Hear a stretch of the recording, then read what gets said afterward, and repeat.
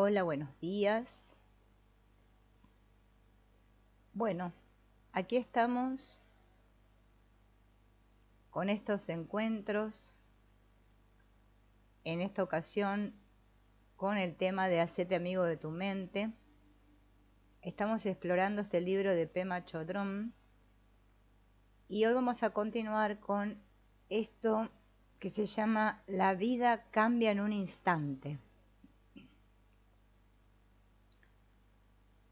Joan Didion escribió hace unos años un libro titulado El año del pensamiento mágico.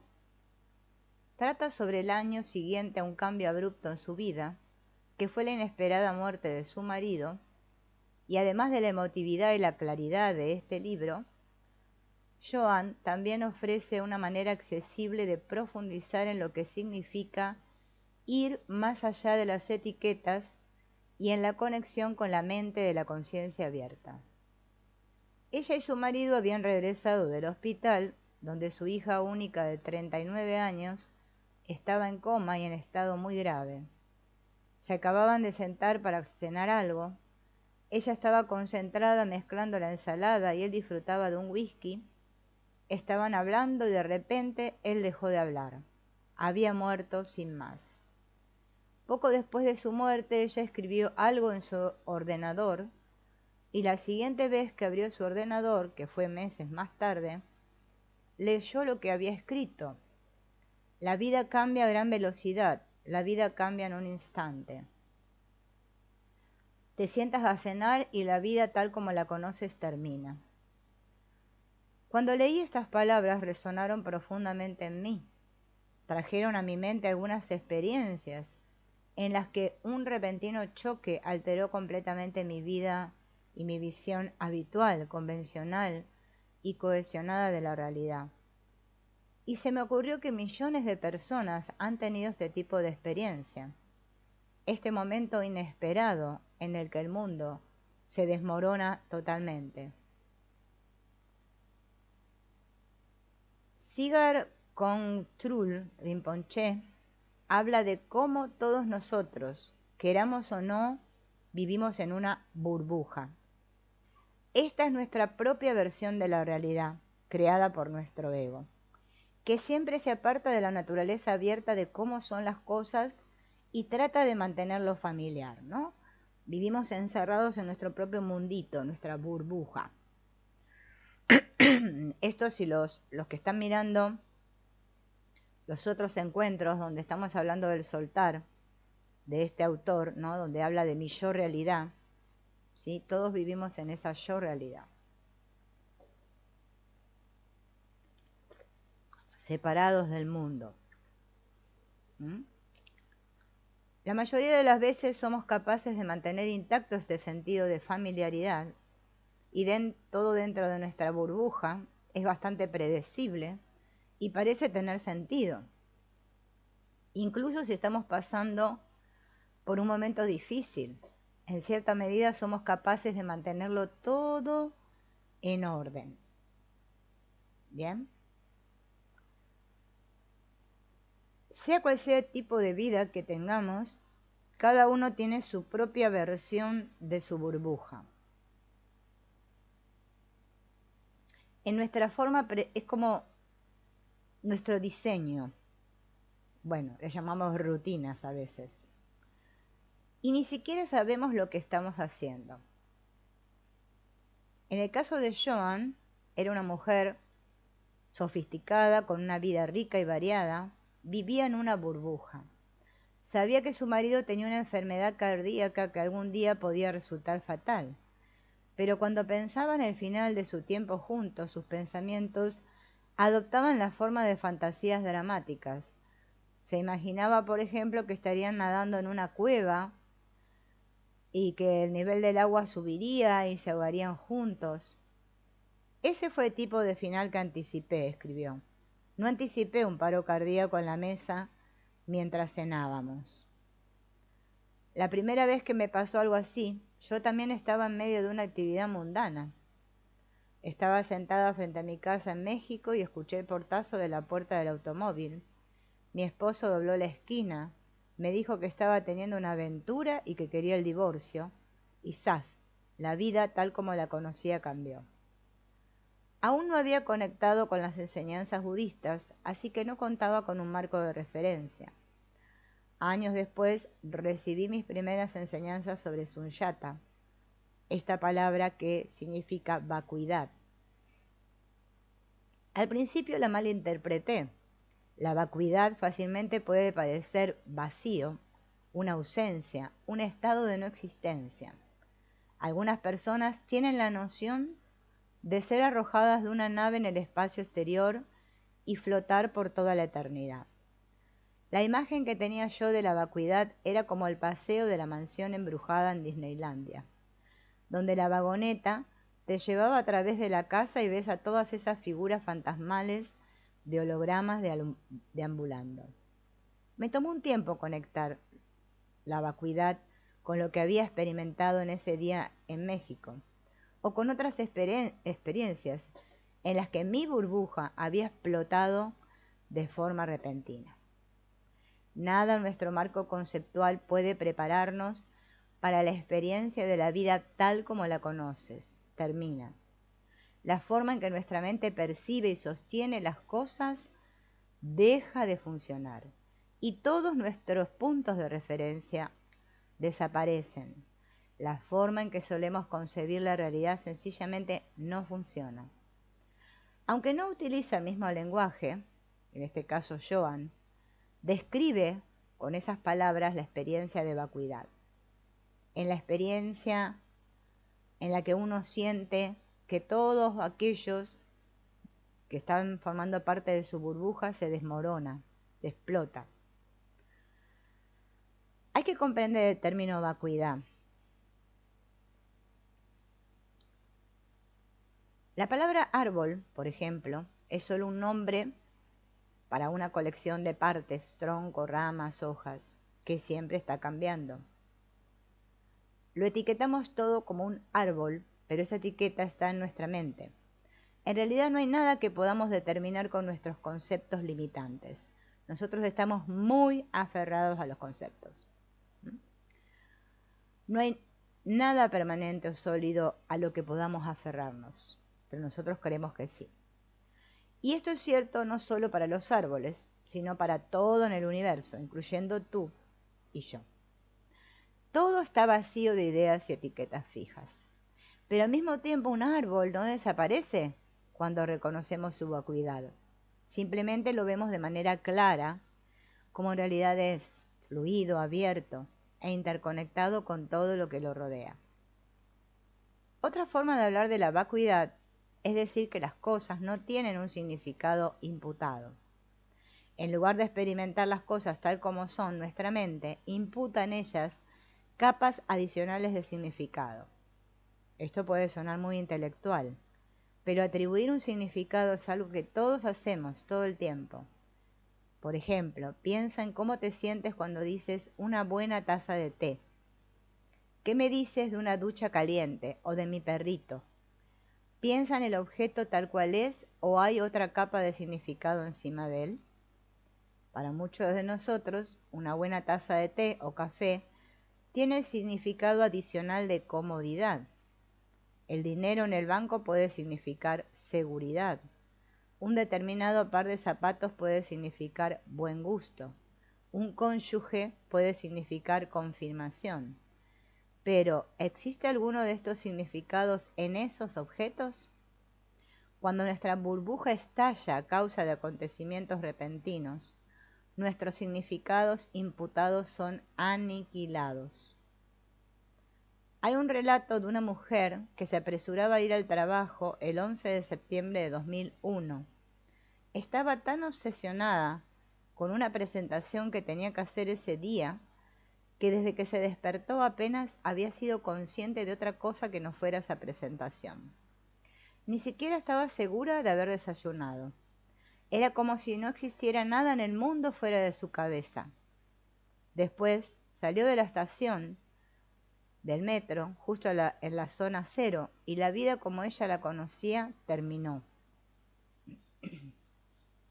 Uno de los detalles más conmovedores sobre los que escribió fue cómo el aire está ya lleno de pedazos de papel agitándose. Todos esos documentos y presentaciones tan importantes se habían convertido en trozos de papel esparcidos que flotaban en el aire. Sus significados imputados habían desaparecido. Las experiencias repentinas de vacuidad pueden desencadenarse de muchas maneras. A veces se dan con un dato de información. Hay una persona que cuando tenía 18 años pasó por una experiencia profundamente inquietante al descubrir que había sido adoptado. Sus padres adoptivos habían sido muy bondadosos con él y en su infancia no había sucedido nada realmente malo. Pero el descubrimiento de repente puso fin a la versión de la realidad que había construido sin saberlo. Hasta ese momento había vivido toda su vida asumiendo que la madre que lo había criado lo había dado a luz y que su padre también había estado con él desde el primer día. Esta realidad estaba tan profundamente integrada en su ser que cuando descubrió la verdad, tuvo una gran experiencia de falta de fundamento. No solo se vieron socavados los significados de madre y padre, sino que también se cuestionó su propia identidad. Cuando tu burbuja explota, incluso las cosas más ordinarias de tu vida, tus muebles, tus caminatas, tu vecino, son despojadas de sus capas adicionales de significado imputado. Te encuentras en un espacio abierto y sin fundamento. Esto puede durar un instante o más tiempo. Si tu mundo está tan radicalmente patas arriba, puede llevar muchos años recomponerlo. Conseguir tener algún tipo de suelo bajo tus pies. En su libro, Joan escribe sobre cómo sus rutinas y relaciones habituales entre cosas adquirieron una cualidad de falta de significado. Aunque esta palabra tiene una connotación sombría, cuando la contempló con mayor detenimiento encontró en ella algo más que desolación. Como ella experimentó, cuando tienes esta sensación de falta de sentido, sabes que te has conectado con algún tipo de sabiduría. Y fíjense en el miedo que nosotros le tenemos a la falta de significado. Por eso cuando nos encontramos con un libro, una enseñanza, podríamos decir, como un curso de milagros, muchos escapan y no lo pueden hacer. Dicen, qué difícil que es este libro, ¿no? Esta enseñanza. No, es que para nosotros que las cosas no tengan significado es algo que se siente como que te quedaste sin suelo bajo tus pies. Como que yo tomara esta botella y no supiera que es una botella. Decir que yo no sé lo que es esto, primero o me van a tomar que soy tonta, ¿no? Porque también no tener juicio en este mundo y no juzgar las cosas correctamente es como ser tomado porque soy tonto, ¿no? Fíjense en cuántos prejuicios que hay en nuestra mente. Bien, sin embargo, es el perder, o sea, el saber que nada significa nada, es la sabiduría total. Todos quieren ser espirituales ahora y sabios, pero es que para llegar a ese punto tengo que soltar todo concepto. No sé absolutamente nada. Y ser feliz. Ay, yo cuando digo que no sé nada me agarro una alegría. Cuando quiero saber, sufro. Cuando estás conectado con la sabiduría, sabes que sabes. Miras a través de tus ojos y ves el mismo mundo viejo, pero ya no tiene el significado ficticio con el que yo lo había imbuido. Me impacta que de alguna manera yo haya estado inventando un mundo todo el tiempo. He inventado el mundo que veo. Las cosas son como son, desplegándose como se despliegan, pero nuestro ego, siempre en busca de confirmación y seguridad, pone capa tras capa de significado. A menudo ponemos significado a las cosas de manera muy graciosa. acá tenemos el ejemplo de acá de la autora, ¿no? Que hace un tiempo ya había estado en un lugar en el que había una estufa de aceite. Parecía un fuego hermoso en una chimenea. Me gustaba sentarme frente a él, mirar los troncos artificiales, sentir el calor de esas llamas simuladas. El único problema era que los vapores del aceite me causaban irritación. Así que pasé 3 días tratando de ser más lista que esa cosa porque quería tener la agradable sensación de estar frente a una fogata sin sentirme mal. En algún momento se me ocurrió que me estaba comportando así de ridícula solo porque le estaba atribuyendo un significado al fuego. Algo parecido a el hogar es donde habita el corazón. Esa comprensión me abrió el camino para poder ver cómo eran realmente las cosas.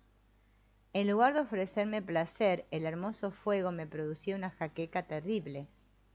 Cuando mi burbuja había explotado y ya no podía engañarme, pude disfrutar de una buena carcajada. Tener esta pequeña visión de la vacuidad convirtió un momento de decepción en un momento de humor. Desde el punto de vista budista, cuanto más nos acostumbramos a la vacuidad, más abiertos estamos al deleite. Cuando empezamos a experimentar las cosas tal como son, más allá de las etiquetas y las imputaciones que le ponemos, descubrimos una alegre libertad de nuestras ilusiones. En el momento en que conocemos y apreciamos el estado abierto y sin fundamento de Sunyata, nos damos cuenta de que es mucho más agradable que la ficticia realidad, que tanto nos cuesta mantener y mejorar. Y este descubrimiento nos lleva a tener compasión por todos los que están involucrados en esa batalla continua. Por esta razón, el desarrollo de la comprensión de la vacuidad es una de las partes más importantes del camino budista. La dificultad con la vacuidad se da cuando no disponemos de un contexto para entender la experiencia. Si la vacuidad se nos impone debido a las circunstancias, puede ser muy dolorosa o como mínimo hace que te sientas desorientado. La mayoría de las personas que de repente se encuentran con que su realidad imputada les ha sido arrebatada, no tienen idea de qué hacer.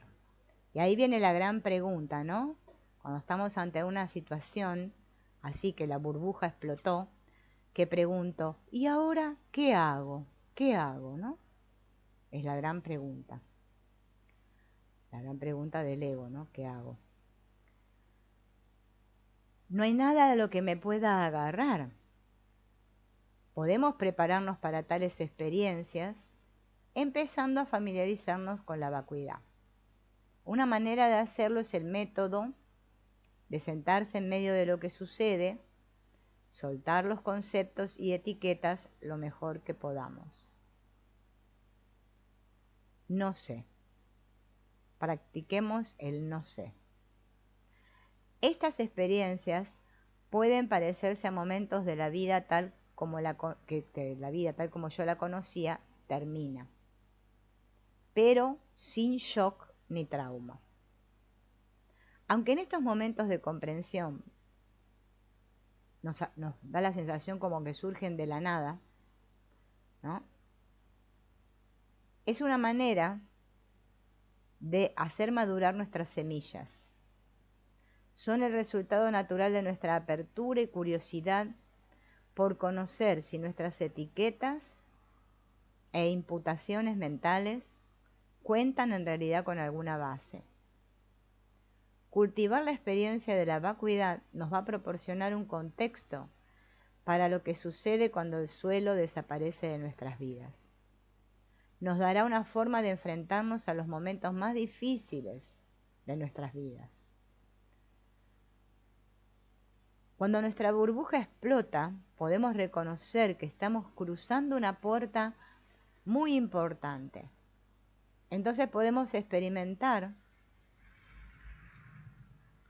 el pasar el rato del otro lado de la puerta y relajarme ahí, ¿no? Bien.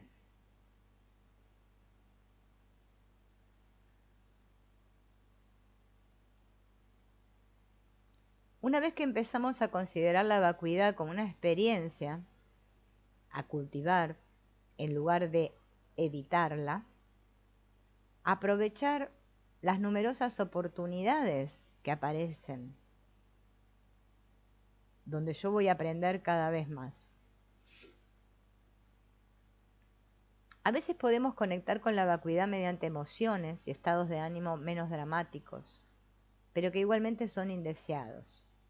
El aburrimiento, la soledad, la ansiedad, el miedo e incluso la depresión son puntos de partida para aprender a ir más allá de nuestra burbuja de significados imputados y experimentar las cosas tal como son. El aburrimiento es una experiencia que parece no tener nada que ofrecer, pero que puede servir como una puerta excelente a la vacuidad. Hay dos tipos de aburrimientos, el frío y el caliente. El aburrimiento caliente nos resulta más familiar, porque yo ahí lucho contra la experiencia. Viene acompañado de una trama argumental, como por ejemplo, no puedo creer que sea así como estoy pasando este precioso tiempo. Otras veces la historia no es tan relevante. Considero que la experiencia es mala y sencillamente quiero rechazarla. La conclusión es que quiero salir de ahí. El aburrimiento frío, por otro lado, empieza con esa misma experiencia, pero en lugar de luchar contra ella o huir, me permito relajarme ahí. Me abro y le doy la bienvenida. Digo, está bien estar aburrido. Si yo aprendo a trabajar con mi aburrimiento sin rechazarlo, puedo transferir ese conocimiento a mi capacidad para trabajar con la falta de fundamento. Si me acostumbro a experimentar el aburrimiento sin luchar contra él, me relajo en él. Entonces, podré aplicar esta habilidad para trabajar con la vacuidad. Lo mismo se puede aplicar con la soledad. Cuando la gente habla de que se siente sola, generalmente está hablando de una soledad caliente, en la que me siento inquieto, que quiero encontrar a alguien con quien hablar.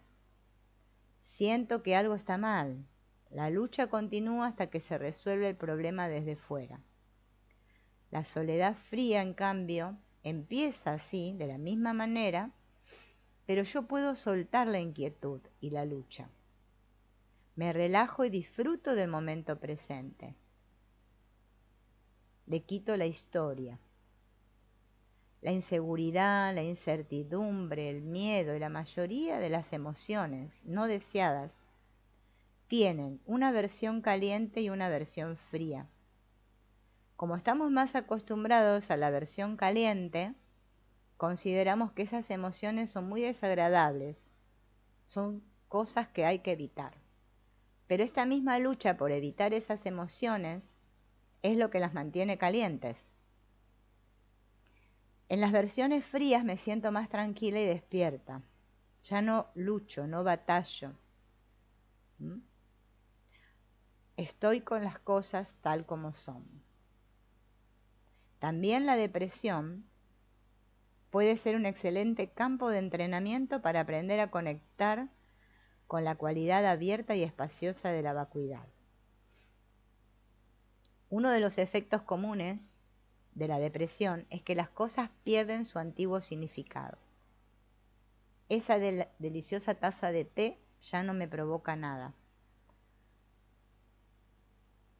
Esa presentación para el trabajo que me iba a hacer ascender al siguiente nivel no significa nada.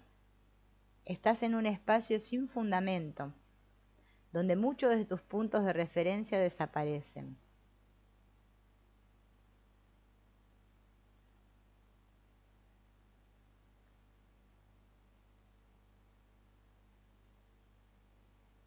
Parece extraño llamar a la depresión caliente, porque no parece muy jugosa ni caliente en absoluto. pero la sensación básica es, quiero que esto desaparezca, o esto es algo horrible. Así que en lugar de seguir esa reacción habitual podríamos pensar, tal vez podría experimentar esta depresión desde una perspectiva fría, o al menos tener curiosidad sobre la posibilidad de saborear bien esta falta de fundamento. Si dejamos de luchar, si somos amables con nosotros mismos durante el proceso, podremos experimentar la depresión como una puerta abierta a la sabiduría. Podremos experimentar con los sentimientos no deseados durante cortos momentos, aunque sean pocos segundos.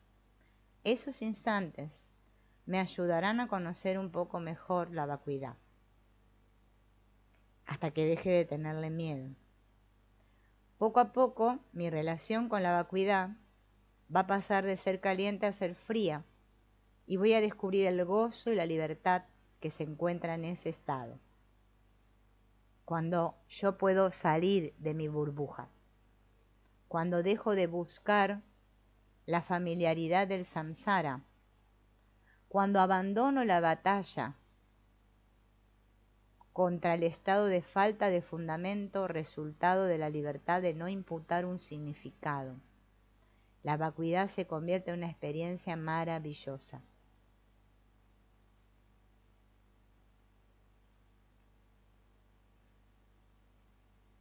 Este hábito tan profundo de lo que creo, este estar apegado y agarrado y bueno, como si fuera que estoy pegado con un pegamento a mis creencias, lo que yo pienso, lo que yo creo, lo que yo digo, las cosas son así. Y hay más que nada el juicio, ¿no? Porque los que no piensan como yo no pertenecen al conjunto. Bien. Pero cuando empiezo a abandonar la lucha, cuando tomo conciencia de mis pensamientos, de mis emociones, voy desmantelando el significado de las cosas y voy saliendo de mi burbuja de ego. Y ahí sí, estoy vivo, ¿no?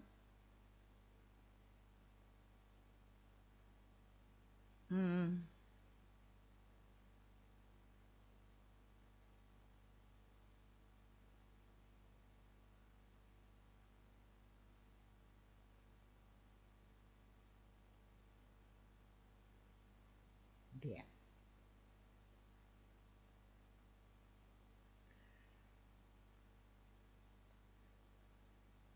Cuando vivimos nuestros días ocupados y se nos impone un retraso que nos irrita, podemos aprovechar la situación haciendo prácticas de pausa. Por ejemplo, estoy en el descanso para el almuerzo y tengo que ir a la oficina de correos. Y resulta que llego y hay una larga cola que no avanza. En lugar de quedarme ahí plantado y rabiando, puedo dejar de hablar, relajarme y entrar en contacto con el momento presente. Entonces la oficina de correo y la gente que hay en ella se puede convertir en una experiencia fascinante. Puedo ver lo que tengo delante de mis ojos y escuchar lo que me llega a mis oídos. Es como si hubieran limpiado las puertas de la percepción. A su momento estaba atrapado, inquieto, aburrido, y ahora mi experiencia se transforma en algo vívido y maravilloso, porque solté los conceptos, tales como pobre de mí, ay, no tengo tiempo para esto, y simplemente disfruto con lo que hay.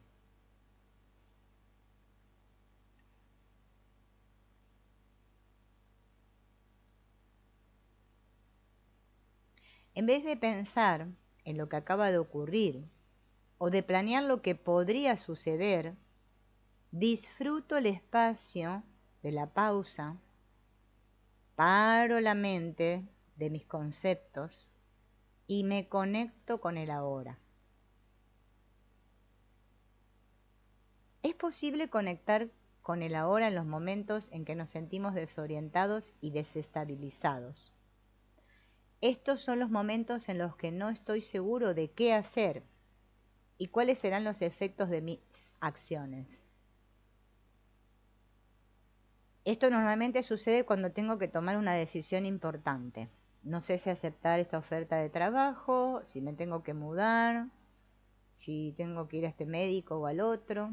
Quiero ayudar a alguien que lo necesita, pero no sé cómo. No estoy segura de si es ahora que me tengo que arriesgar o apostar a lo seguro. O capaz que es un pequeño dilema entre qué ropa me tengo que poner. En todos estos casos, quiero llegar a una conclusión, pero no hay manera de llegar a nada definitivo. Me siento vulnerable y sin fundamento. Pero si presto atención y me mantengo presente en esa situación, puedo encontrar una oportunidad para entrar en contacto con la sabiduría de la hora, con esa cualidad abierta e impredecible de cómo son siempre las cosas.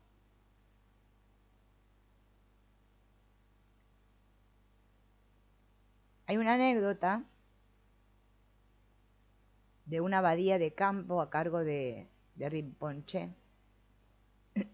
Cuando él dejó de hablar, uno de los monjes hizo sonar un gong para indicar que la enseñanza había terminado.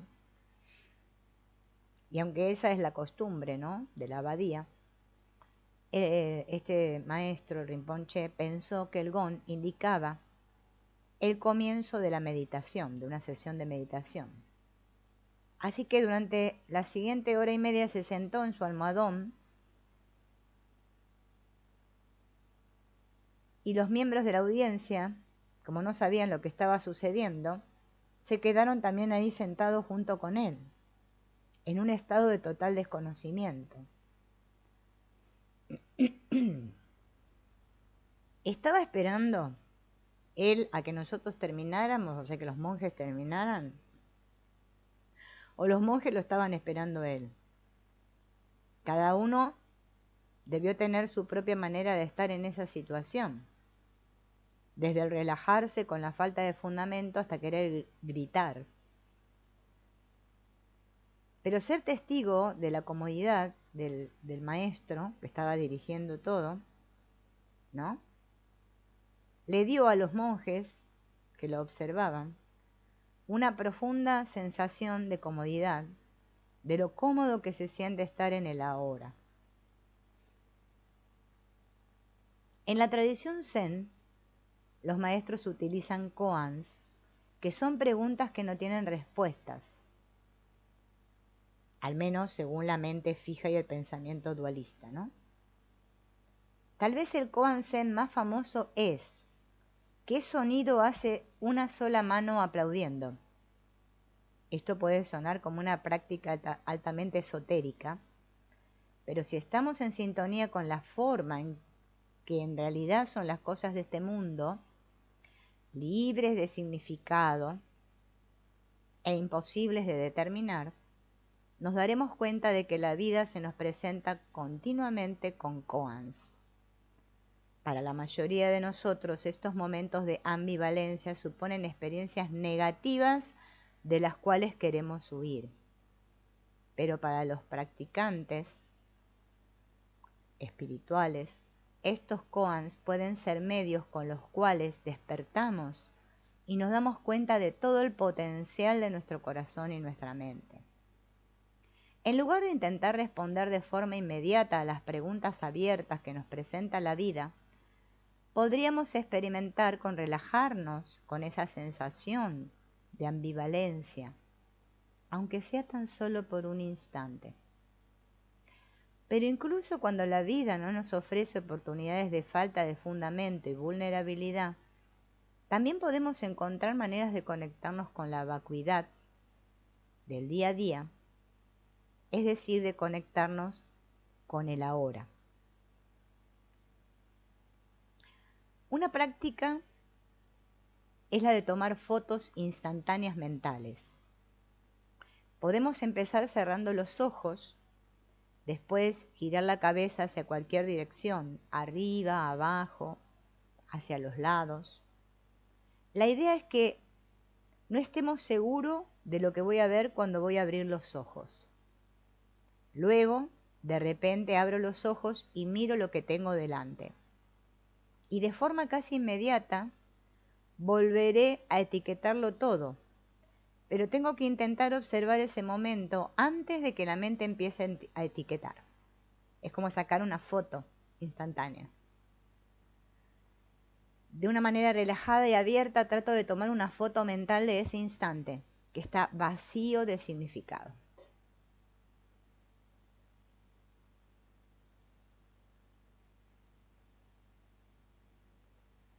La práctica de las fotos instantáneas proporciona una visión de cómo es la mente de un meditador que ha ganado experiencia en ver las cosas tal como son.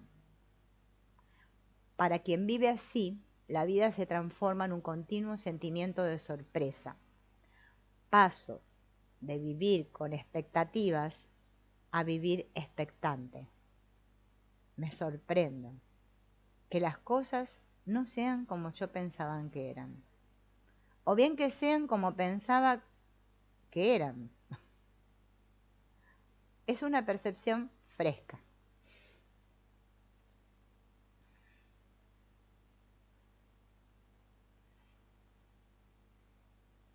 Bien.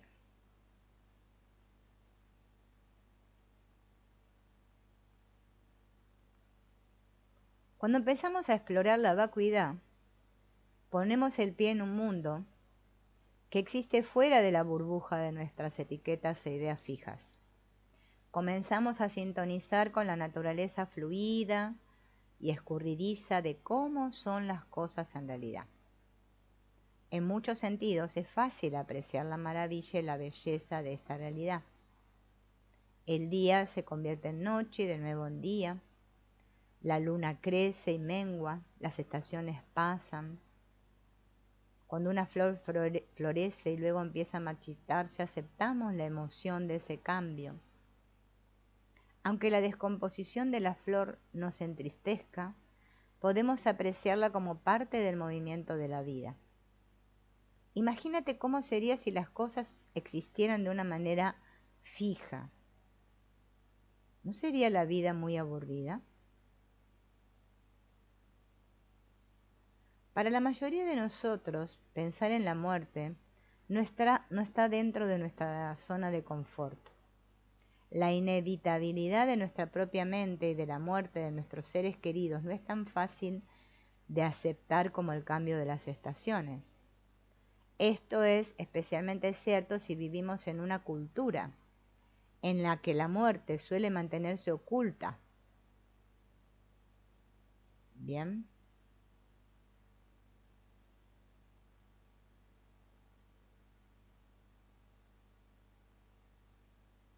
Cuando las personas han establecido una relación con la muerte, por lo general son capaces de soltar y hacer la transición más fácilmente. Pero si temen la muerte, presenciar ese momento puede llegar a ser doloroso. Se puede apreciar el terror en sus ojos como si estuvieran siendo empujados a un pozo sin fondo.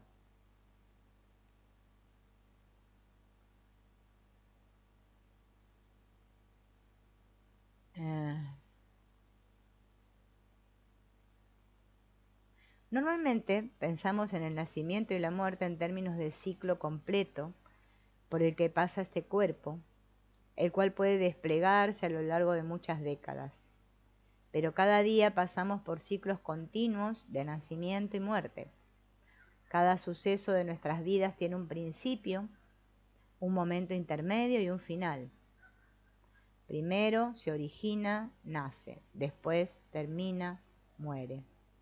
Y entre estos nacimientos y muertes existen muchos momentos más pequeños que también son nacimientos y muertes. Cada día está hecho de innumerables momentos y cada uno de estos momentos termina y se convierte en una vida pasada.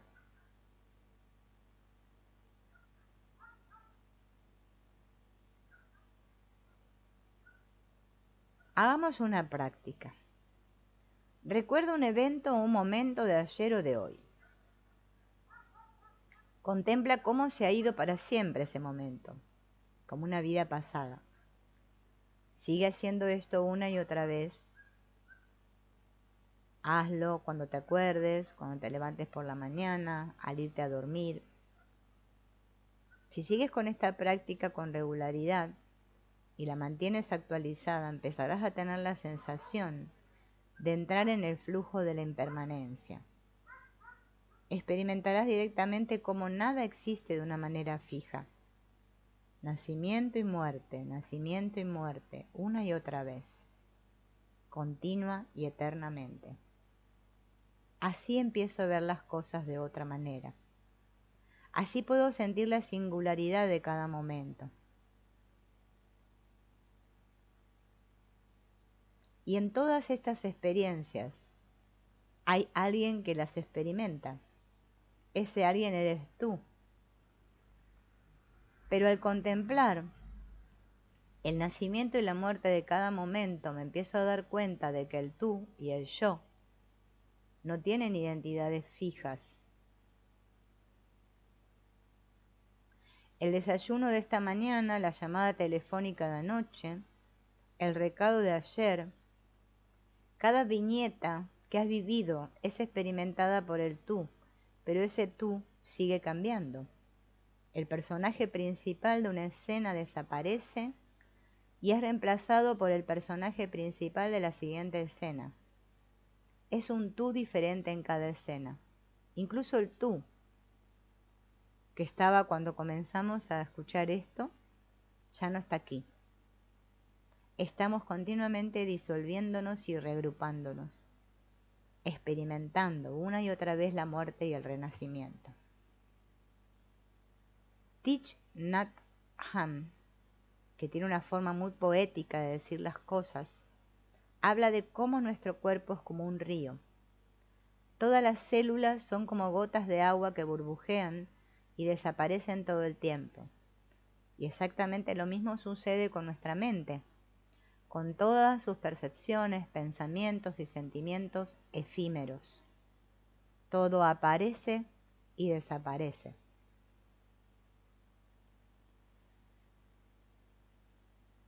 Podemos identificarnos con nuestros valores, nuestras opiniones, nuestra personalidad, pero todo eso está cambiando continuamente. No existe ningún aspecto del yo o del tú que no experimente un flujo continuo de nacimiento y muerte.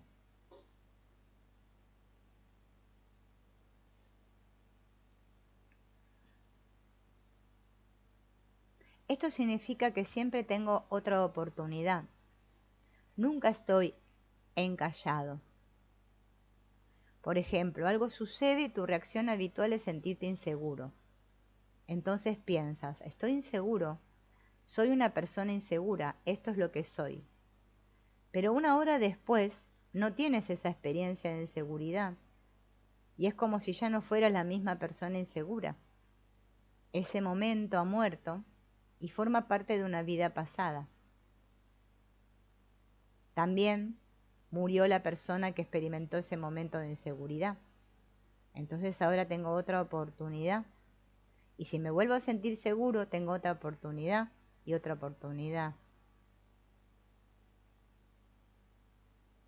Se puede hacer lo mismo muchas veces, incluso meter la pata hasta el fondo, pero la cantidad de nuevos comienzos que tenemos no tiene fin.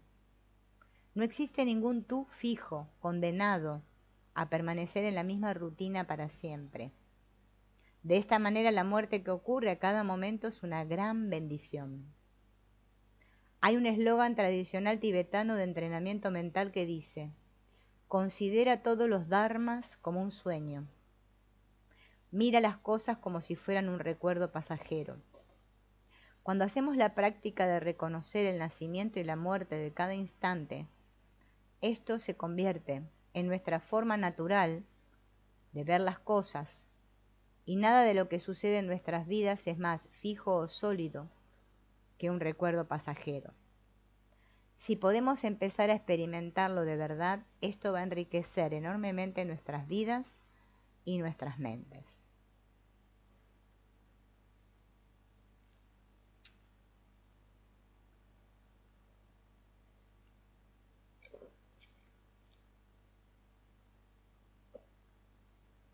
Vida tras vida hemos nacido y hemos recibido un nombre. Vida tras vida nos hemos identificado con una persona. Esto es un desperdicio. Qué desperdicio seguir siendo engañados de la misma manera y seguir perdiendo una oportunidad tras otra de experimentarnos tal como somos. Como todos los seres sintientes, tenemos una experiencia continua, momento a momento. Nuestros sentidos experimentan visiones, sonidos, olores, sabores. Nuestra mente experimenta pensamientos y emociones. Y esto no es ningún problema. Esto es estar vivo. Lo triste es identificarse con la persona que experimenta todo esto. Esto se ha convertido en la ilusión de una entidad continua y fija y separada que a lo largo de las décadas la he llamado con mi nombre. Y debido a esta sensación de ser un sujeto sólido e inmutable que experimenta, me quedé encallada y me quedé en contra de mi experiencia o a favor de mi experiencia o indiferente a mi experiencia. Y de estas tres reacciones surge todo tipo de emociones intensas, dañinas y resultados dolorosos.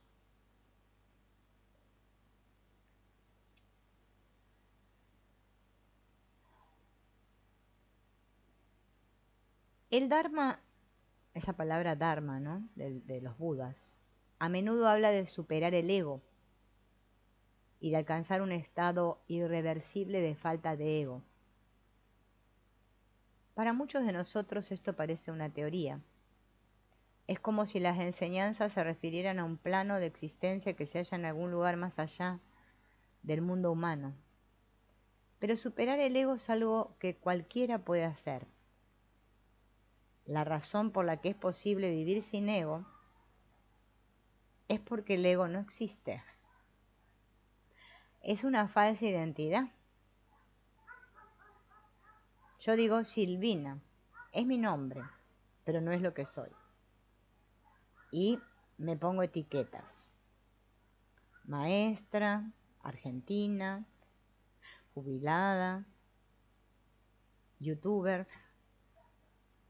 ¿Ven? Pero nada de eso es lo que soy. No hay manera de reducir a una persona a un nombre o a unas etiquetas. Nuestros nombres y etiquetas tienen el propósito práctico de ayudarnos a comunicarnos, conceptualizar, pero no es lo que somos. El camino para trascender el ego es dejar de creer en estas identidades. Incluso las personas iluminadas conservan un sentido de ser. Tienen la sensación de habitar un cuerpo, pero lo que no tienen es un sentido de pertenencia e identificación con su cuerpo o su persona.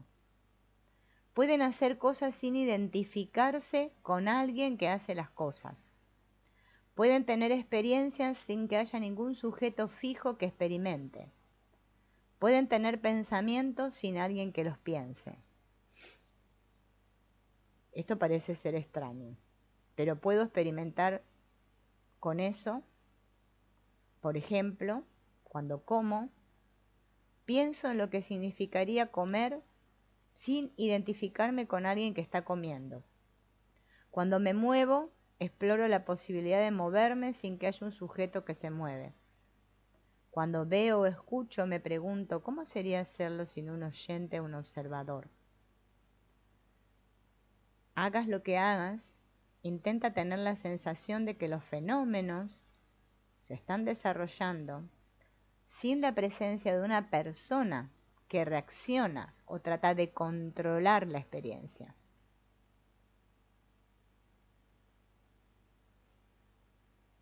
No entretengas las fijaciones sujeto-objeto. Hagas lo que hagas, mira si puedes experimentarlo directamente sin ninguna separación entre lo que eres y lo que estás haciendo. La diferencia entre vivir con y sin ego es como la diferencia entre estático y fluido. Debido a la tendencia del ego, que es resistirse, cuando la experiencia está dominada por el ego, nuestras percepciones se congelan y pierden su viveza, se vuelven estáticas. ¿Mm?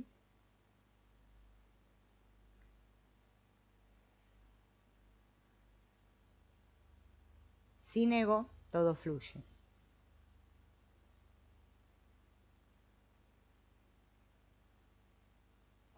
La idea de que necesitamos deshacernos del ego es un malentendido que muchas personas comparten. Todos se lo quieren sacar de encima el ego, como si fuera una cosa mala. ¡Ay, qué malo que es el ego! Dios mío. Yo quiero ser santa, santa. No tener ego. Y ahí por ahí vamos.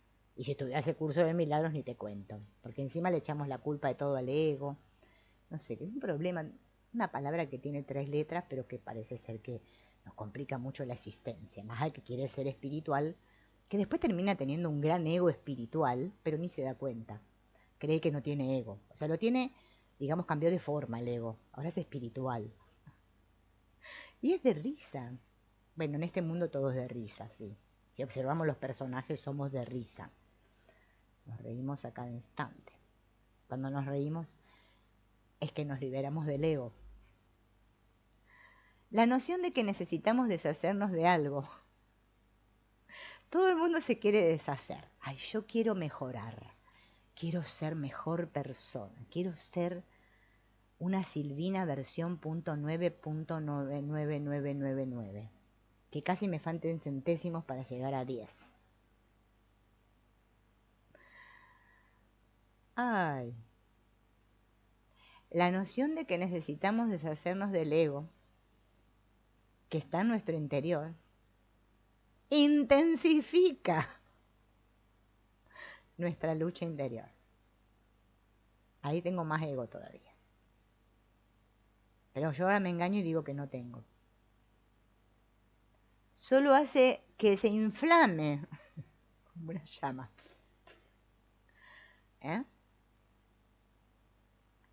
Esa tendencia a estar más enojada todavía conmigo misma, porque practico y no lo consigo. Ya hice de todo, me constelé, hice Reiki, visité la bruja, practiqué la respiración, hice no sé cuánto, hice el curso de milagros, practico el Ho'oponopono como una desgraciada todo el día, me pongo los auriculares a la noche y escucho a la chica esa que te habla del amor,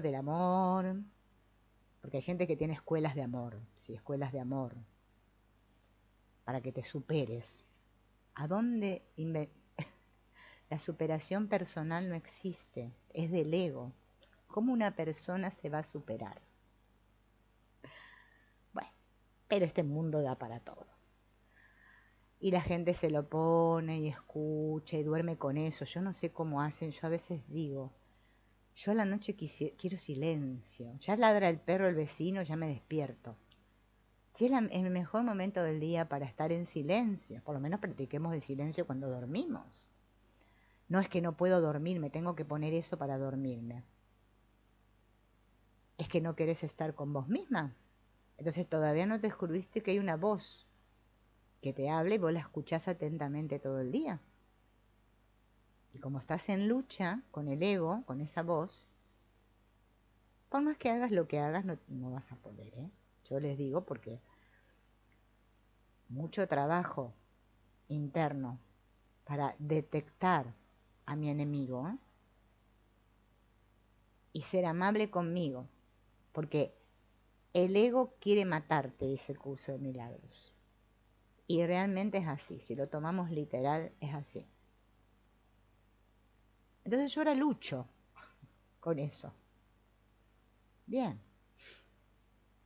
El mejor método es no rechazar. En lugar de deshacerme del ego, yo lo que tengo que hacer es volverme consciente de que está ahí. Y dejar de andar diciéndome que soy santa y espiritual y que no tengo ego. Yo, yo canalizo. Estoy con el espíritu. Ay, soy una persona tan con el aura, tan limpia. Bueno, si estás ahí, yo diría que, bueno, míratelo el ego, mucho, míralo. Porque ese es el que te tiene así. Solamente tenés que darte cuenta de que lo tenés, pero que si estás aquí, ¿qué? Todos tenemos uno. Sí, es uno solo el ego, pero está dividido en muchas partes. Se desparramó el desgraciado. Primero me doy cuenta de que lo tengo. No lo niego. Y observo cómo funciona. Por eso en el curso de milagros hay muchas secciones que hablan de la dinámica del ego. Si no hago ese trabajo, es que no voy para ningún lado. Primero tengo que bailar con el ego, bailar con el diablo, la danza. De ver todas mis cacas, mis mierdas. No se trata de seguir tapando como el gato, porque así no vamos para ningún lado. Lo que se niega se proyecta. Es una ley. Lo que reprimo es lo que me enferma. Bien. Pero es que lo sé, pero me olvido. Me olvido de eso. Primero tengo que intimar con el ego. Y este va a perder poder para mantenerme, como me tiene, dando vueltas en un bucle. Bueno, los budistas le llaman el samsara.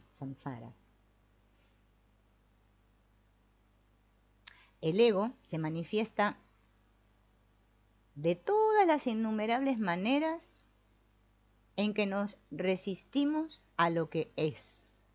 Cada vez que yo digo no y me resisto o rechazo lo que hay, ahí está mi ego. Miren qué fácil de mirarlo, está todo el tiempo. Esto no debería estar pasando. Yo debería ser mucho más espiritual de lo que soy. No, todavía no debo haber sanado. No, tengo que constelarme 800 veces más. Encontrar la persona adecuada para que me cure y me sane, porque soy un desastre. Si observáramos todo eso que nos decimos, sanaríamos de inmediato. Pero no, yo me enredo en mis propios pensamientos. Porque encima ahora miro muchos videos de YouTube donde aparecen señores que me dan muchos consejos de lo que tengo que hacer para tener buena suerte, para ser más espiritual, para llegar a conectar con la llave arturiana y la venusina, para ver el ángel no sé cuánto que me va a dar la dirección de mi vida. Y sigo. Pero observarme a mí misma y ver todas mis cacas, no. Me gusta mirar las cacas de los demás porque es mucho más divertido. Es como estar en el cine y decir, ay, mira ese. No, claro, no. Esa que está en YouTube está diciendo huevadas. No se dice hacete amigo de tu mente, se dice hazte. Entonces voy a ir a corregirla. Corrijamos al equivocado. Estoy entretenido en eso. Ah, no, pero no. No, yo no tengo ego. Si ustedes supieran las cosas que a mí a veces otros, hay proyecciones mías, me cuentan acerca del ego, pero nos destornillaríamos de la risa. Acá nadie quiere ser culpable. Todos somos los buenos y los culpables son los demás. Hay que observar eso. Sí, eso es muy gratificante. Si ustedes supieran lo que te hace crecer eso, ¿por qué tenemos miedo de hacer eso? Bueno, me resisto, lo que resiste persiste, y ahí está el ego, nuestro buen amigo, que nosotros creemos que es como el diablo, que tiene ¿cómo se llama esto? Que tiene los cuernitos, así el tridente. Está ahí en todos nuestros esfuerzos por alejar lo que no queremos y atraer lo que sí queremos. Yo ahora voy a crear mi realidad, practico la ley de atracción. Entonces si yo pienso que me gano el loto, y me voy de esta casa, me voy. Yo les digo que me cansé de practicar y sigo en esta casa. Miren, esta misma silla vieja que me la regaló mi hija porque primero, bueno, pasó a mi hijo, después mi hijo no la quiso más y me la dieron a mí. A mí siempre me dan lo que sobra.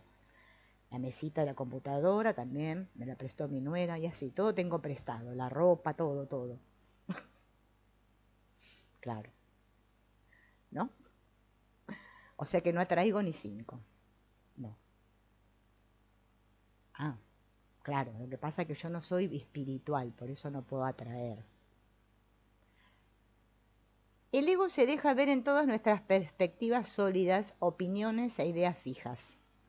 Porque yo opino, bueno, a veces no decimos opino, porque el ego aparece cada rato, ¿no se dan cuenta? ¿No me doy cuenta de las ideas fijas que tengo? Yo soy elegida, si a mí Dios me eligió, porque soy tan buena, o yo, que he sufrido tanto, que estuve con todas esas personas que me maltrataron, desgraciados, todo el mal que me hicieron. Esa era hora de empezar yo me empecé a preguntar, si estuve con tanta gente que me maltrataron, ¿no será que yo estaba viendo mi propio maltrato interno ahí fuera? Y un día se ve que me cansé y dije, basta, basta. Y dejé de echarle la culpa a los demás, tampoco me la eché a mí misma, pero sí empecé a observar eso, como yo me maltrataba a mí misma. Y si yo me maltrato a mí misma dentro mío, obviamente que allá afuera van a aparecer personajes que me maltraten, porque es una película esto. Sí, a veces es de Spielberg, bueno, a veces es de terror, a veces es romántica. Tiene sus tintes, tiene sus tintes. Pero es una película en la cual yo no me doy cuenta que ahí en la pantalla estoy viendo todas mis opiniones e ideas fijas, que las tengo bien tapaditas y que las estoy proyectando todo el tiempo ahí.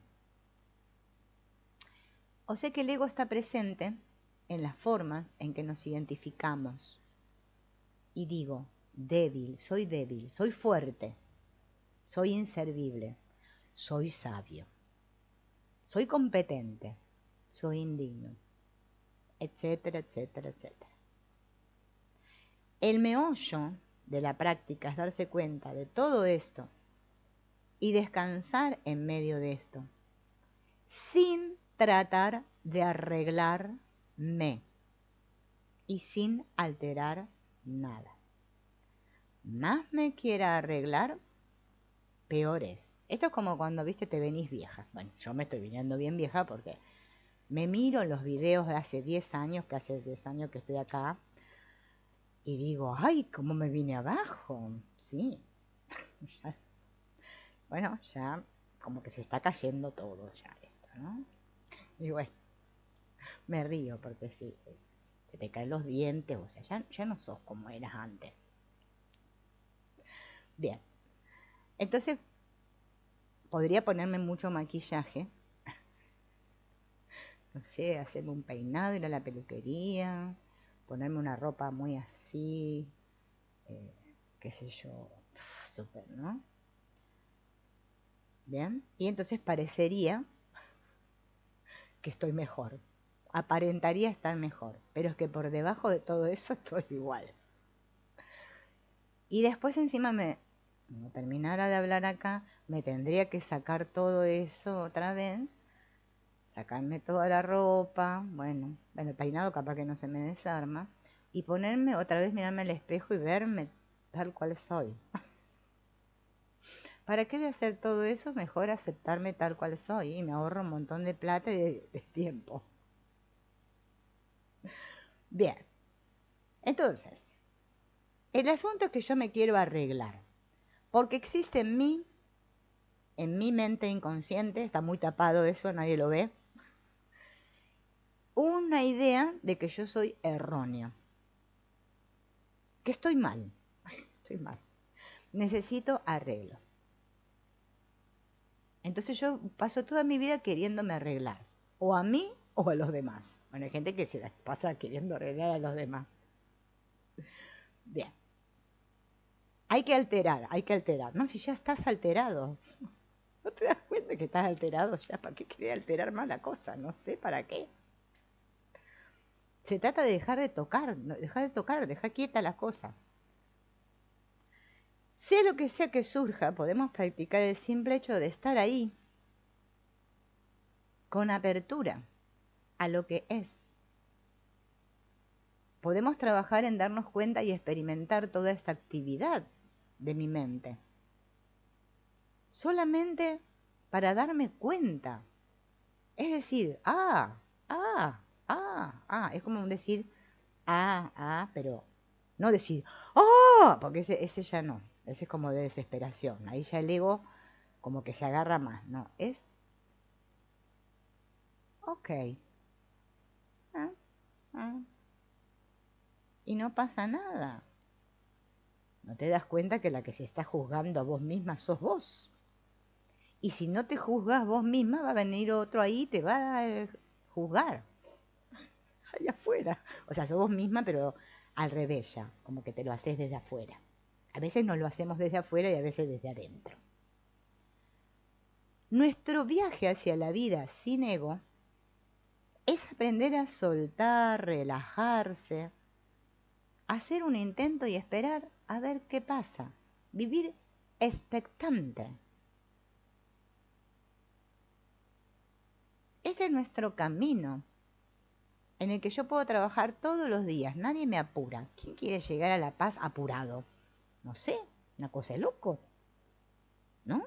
Porque si voy a ir hacia la paz, ¿para qué me apuro? Ay, no, hay que hacerlo todo rápido, ¿verdad? Porque estamos en la era del facilismo, de la rapidez. Hay que apurarse, hay que apurarse. Quiero ser espiritual ya. Me quiero iluminar ya, rápido. Mi vida es una mierda. Debería ser de otra manera. Bueno, ahí estás con el ego a full.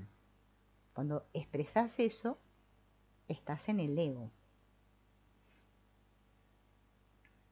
Bien. Bueno, por hoy vamos a dejar aquí. Ya dimos bastante cosa. Entonces, dentro de un rato nos veremos a ver, no sé con qué cosa, porque no tengo ni idea, pero bueno, alguna cosa vamos a hacer dentro de un rato. Ya veremos, cuando la estemos haciendo, vamos a decir, estamos haciendo esto. Y bueno, espero que toda esta charleta nos haya movido algunas cositas, ¿no? Y nos sirva para